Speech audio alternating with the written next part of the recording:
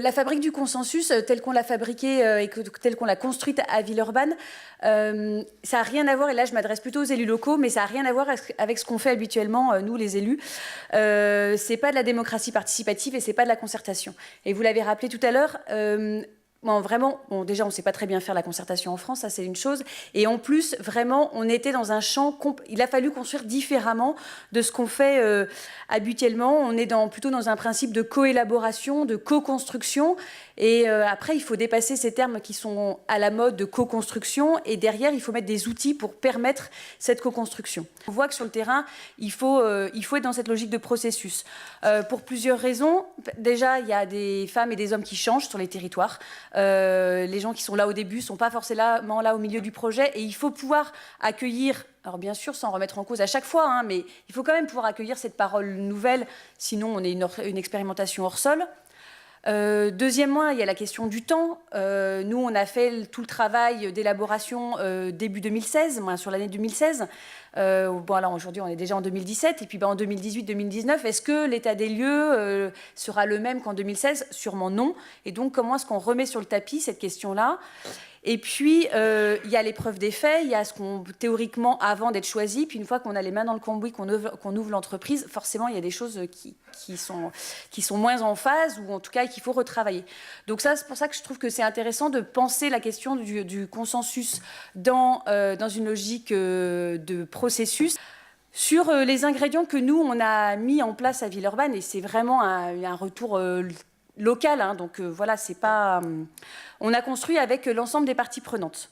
Déjà dans la phase de candidature, et ça c'est, je dis je parce que ça c'est moi, j'ai positionné la ville comme co-élaboratrice de la candidature avec une association, donc la mission régionale d'information sur l'exclusion. Le deuxième élément, c'est la co-construction avec les habitants. Dès le démarrage, dès la première semaine du projet. C'est-à-dire qu'ils ne viennent pas au bout de 6 mois ou d'1 an, 2 ans de travaux d'experts, ils viennent tout de suite.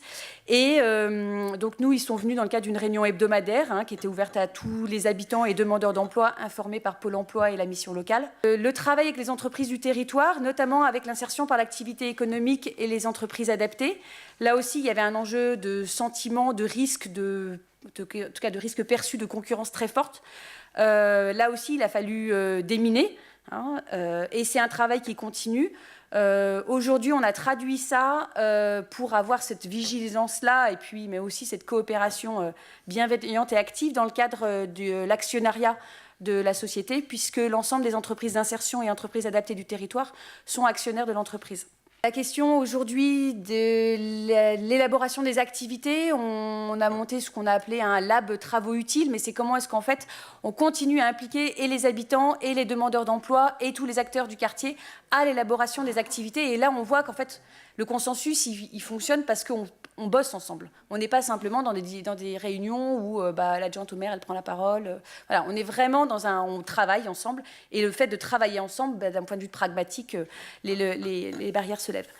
Un autre ingrédient qu'on a mis en place, on a travaillé sur la logique de l'envie, et non pas simplement sur la logique de la légitimité institutionnelle.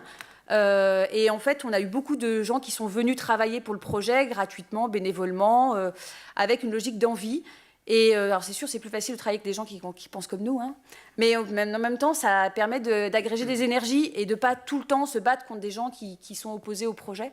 Donc ça a permis de réunir plein de gens qui avaient envie, qui n'avaient aucune légitimité initialement, mais ils ont la légitimité d'avoir travaillé, et donc aujourd'hui, leur place ne se pose pas. Et comment est-ce que aussi les salariés, une fois qu'ils sont dans l'entreprise, sont aussi dans cette logique de voilà, on est aussi partie prenante de l'expérimentation, on n'est pas surtout pas des bénéficiaires de l'expérimentation. La phase 0 est certes un préliminaire, mais c'est pas chronologique. On n'arrête pas la phase 0 pour passer à la phase 1 et la phase 2. Ce consensus, il est dans le temps, et les acteurs n'ont pas les mêmes freins au même moment dans ce projet. Voilà, donc il faut être attentif à ça.